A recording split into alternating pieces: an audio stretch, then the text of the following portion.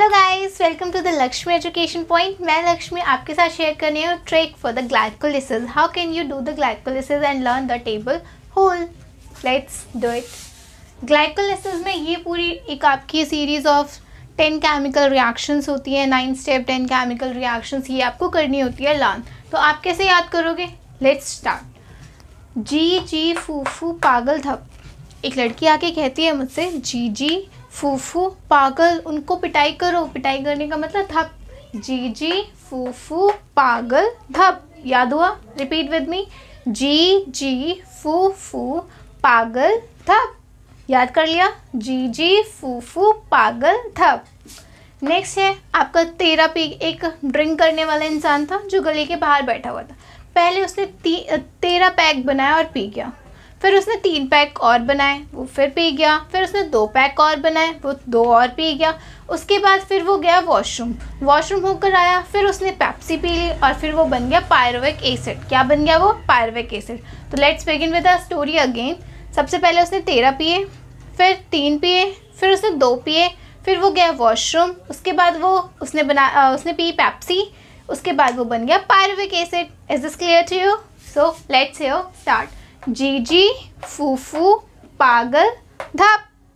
13 P गया, 3 P गया, 2 P गया, पेप्सी पी, उससे पहले वो वॉशरूम गया and after that pyruvic acid बन गया।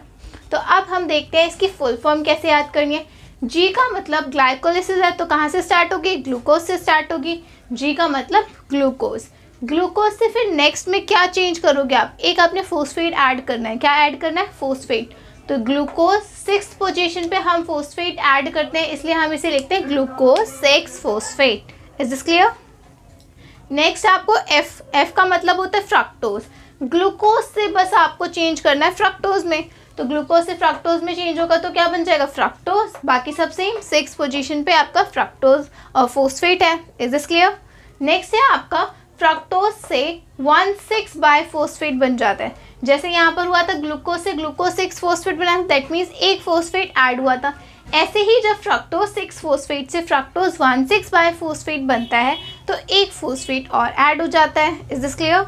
नेक्स्ट पगाल एंड धप। पगाल का मतलब होता है, पी का मतलब है फोस्फो, जी का मतलब है ग्लिसर, एल का मतलब है एल्डिहाइड। तो फोस्फो ग्लिसर एल्डिहाइड बन जाता है फ्रक्टोज 1,6 बाय फोस्फेट।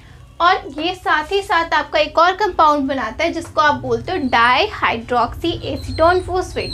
DHAP धप। डी का मतलब है डाई, एच का मतलब है हाइड्रोक्सी, ए का मतलब है एसीटोन, पी का मतलब है phosphate. Is this clear? Okay, let's move. अब हमारी नेक्स्ट साइकिल थी 13 पी गया, 3 पी गया, 2 पी गया, फिर वॉशरूम गया, फिर पेप्सी पी, फिर वो पायरुविक एसिड बन गया। So let's see. 13 का मतलब है 1 3।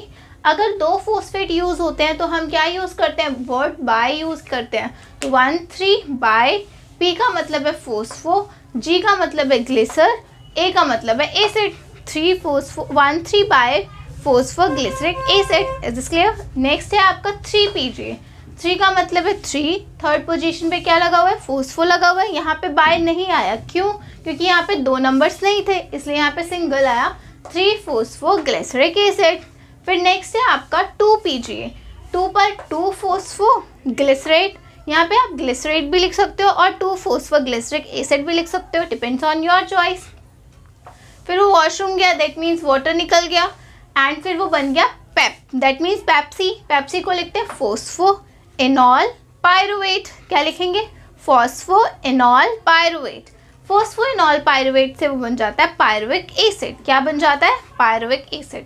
तो लेट्स सी द कहाँ पर आपकी एनर्जी निकलती है, कहाँ पर एनर्जी आप यूटिलाइज करते हो। So let's see. ग्लूकोज से जब ग्लूकोज 6 फोस्फेट बनता है, एक फोस्फोरस ऐड हुआ है। फोस्फोरस को जब भी आप ऐड करोगे तो वो करोगे ATP से। कहाँ से करोगे? ATP से करोगे। तो एक ATP आपने यूज़ कर ली। जब आपकी ATP यूज़ हो जाती है तो बनता है ADP। Is this clear? Next आप देखो यहाँ पे फ्रक्टोज 6 फोस्फेट से 1,6 बाय फोस्फेट में एक फोस्फोरस और ऐड हो गया। जब एक और फोस्फोरस ऐड हुआ तो आपने एक और ATP को यूज़ कर लिया। आपने एक और ATP को यूज़ किया और क्या बना दिया? ADP बना दिया। Is this clear?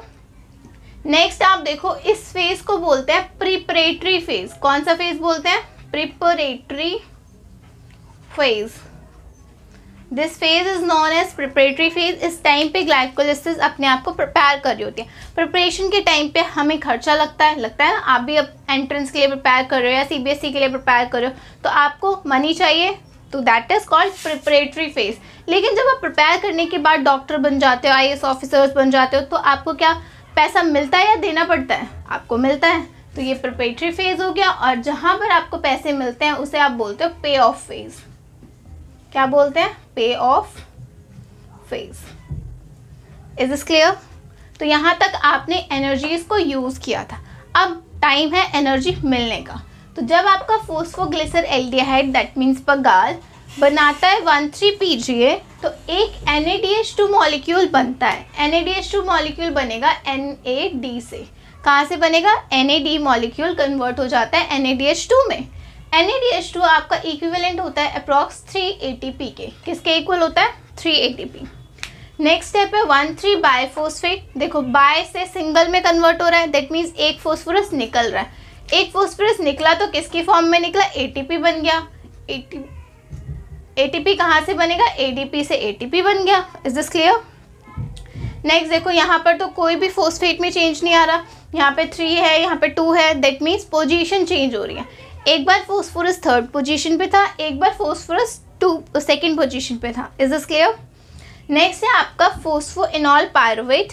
यहाँ से जब पायरुविक एसिड बनता है तो आपका फिर से एक ATP मॉलिक्यूल रिलीज हो जाता है और ADP से ATP बन जाता है। Is this clear? Thank you so much for watching my video.